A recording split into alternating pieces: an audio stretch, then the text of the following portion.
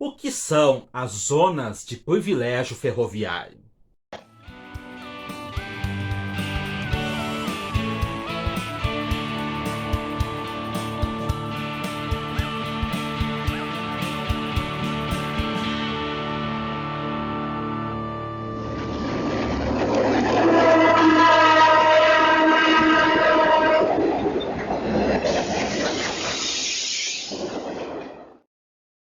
E aí, pessoal, tudo bem? Antes de mais nada, considere se inscrever no canal se você ainda não é inscrito, ativar o sininho das notificações e, se gostar deste vídeo, deixe seu like, pois isso fortalece bastante nossas atividades. Lembrando, nós temos vídeos novos todos os domingos às 17 horas e às vezes de quarta-feira também. Este vídeo foi feito a partir de um comentário do Fernando Gaspar.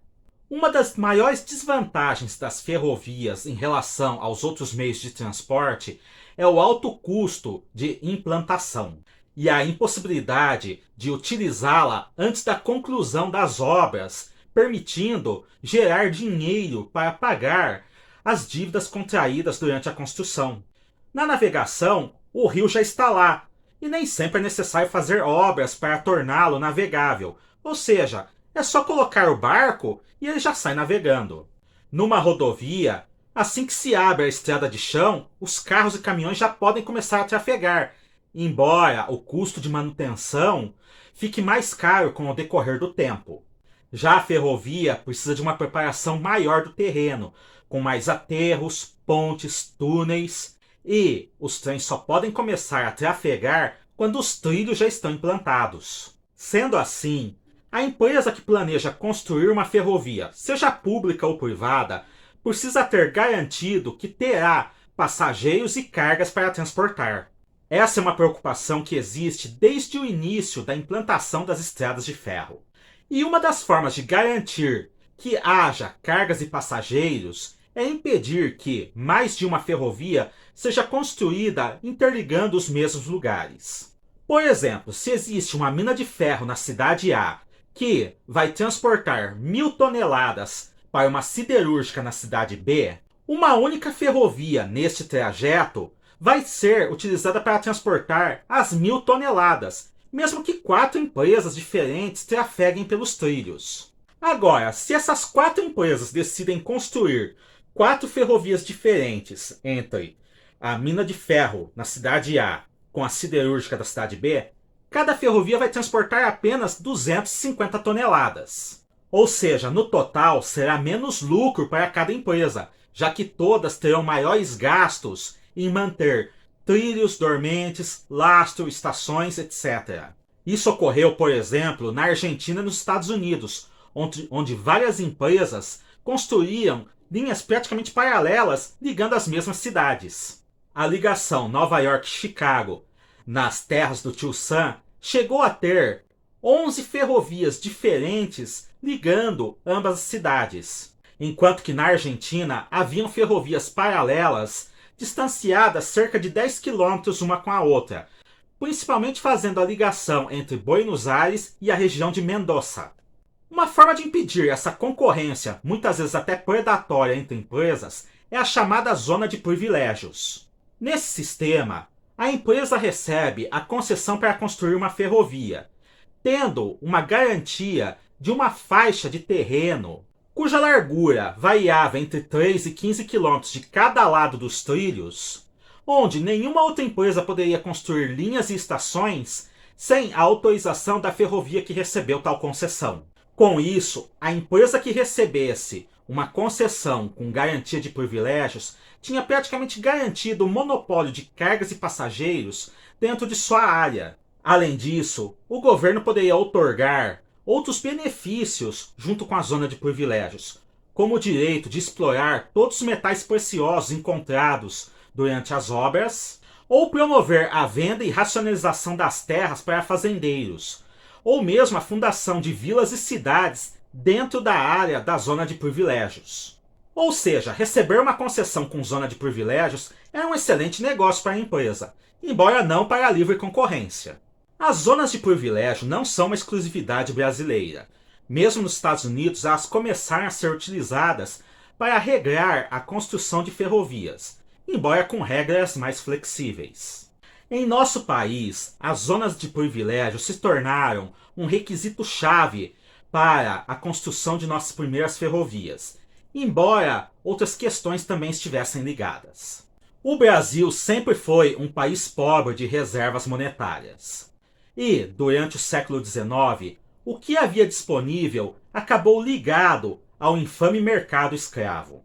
Sendo assim, qualquer empresa de qualquer ramo precisava recorrer a empréstimos externos para conseguir levar adiante seus projetos. Os bancos estrangeiros, principalmente ingleses, franceses e belgas, queriam o pagamento rápido destes empréstimos, exigindo garantias de que as empresas brasileiras fossem realizar esses pagamentos.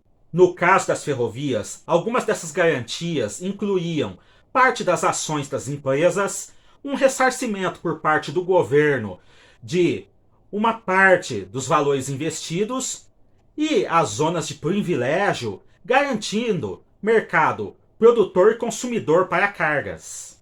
Entre 1833 e 1849, o governo imperial, por diversas razões, não tinha como atender todas essas demandas, o que ocasionou que diversas concessões, embora outorgadas a empresas interessadas, não conseguiam sair do papel. Isso gerou até mesmo um lucrativo mercado de venda de concessões, que, embora lucrativo para quem vendesse, não resultava na construção de qualquer quilômetro de ferrovia. Somente em 1850, com a construção da Estrada de Ferro Príncipe do Grão-Pará por Irineu Evangelista de Souza, é que a situação começou a mudar. E a inclusão das zonas de privilégio passou a ser algo de praxe nas concessões das ferrovias para empresas interessadas. São Paulo Railway, Paulista, Dom Pedro II, Leopoldina, Sorocabana, Mogiana e outras tinham suas zonas de privilégio. E cada uma lutava com unhas e dentes para não ter suas zonas de privilégio invadidas por outra empresa. São célebres as brigas judiciais entre CPEF, EFS, CMF e Ituana devido a invasões de suas zonas de privilégio umas pelas outras. A mais famosa envolvendo o ramal de Santa Veridiana da Companhia Paulista e a estação Coronel Correia da Companhia Mogiana. Sendo que vocês podem assistir essa história em nosso Ferro História 49 que eu vou deixar aqui no card. Já a SPR foi a que mais lutou para impedir que sua zona de privilégios fosse invadida. Isso porque, devido às características físicas do litoral do estado de São Paulo e a posição privilegiada da inglesa, ela tinha o monopólio de acesso ferroviário ao Porto de Santos, ligando com o Planalto Paulista, sendo que nenhuma outra ferrovia poderia construir um acesso para Santos sem adentrar em sua zona de privilégios. Somente nos anos 1930, a Sorocabana conseguiu romper tal monopólio, com a construção da Estrada de Ferro Marlink Santos e a compra de outra ferrovia que entroncava com a inglesa no Porto de Santos. Atualmente ainda existem zonas de privilégio, mas elas são implantadas de maneira um pouco diferente. Com a lei das autorizações e concessões do início dos anos 2020, várias autorizações foram concedidas para empresas interessadas em construir ferrovias. Entretanto, em alguns casos, 3 ou 4 empresas solicitaram autorizações para construir ferrovias diferentes ligando as mesmas cidades. Eldorado, Suzano e MRS, por exemplo, solicitaram autorização para construir ramais entre Três Lagoas e Aparecida do Taboado. Para evitar isso, o governo passou a determinar que, quando mais de uma empresa solicitar autorização para construir o mesmo trecho, vai ser dada a autorização para a construção daquele que enviou a primeira solicitação. E os demais interessados terão que negociar com essa empresa o transporte de cargas via direito de passagem. Caso haja contestação sobre isso, afinal há alguns prazos para a manifestação judicial dos outros interessados, então será feita uma concessão do estilo normal para tal trecho. Pelo menos foi isso que eu li nas últimas notícias a respeito. Toda hora está mudando isso. E ao contrário de antigamente, as zonas de privilégio atuais não incluem a exploração de metais preciosos e nem grandes faixas ao lado das ferrovias. Mas e o questionamento do Fernando no início do vídeo, de que as zonas de privilégio foram algo ruins para nossas ferrovias no passado? Bem, eu realmente não tenho uma resposta para isso. Sem as zonas de privilégio, muitas ferrovias não teriam sido construídas ou se teria demorado mais para iniciar suas construções. Justamente pelo que eu comentei mais cedo a respeito das exigências bancárias. Ao mesmo tempo, nós temos que reconhecer que muitos projetos não saíram do papel porque cortavam zonas de privilégio de outras ferrovias já implantadas. Então, talvez, nós nunca teremos uma resposta definitiva para este assunto. E o que vocês acham a respeito? Deixem aqui nos comentários. Cliquem no gostei, se inscrevam no canal e ativem as notificações para fortalecer nossas atividades e vocês não perderem nenhum novo vídeo. Até a próxima!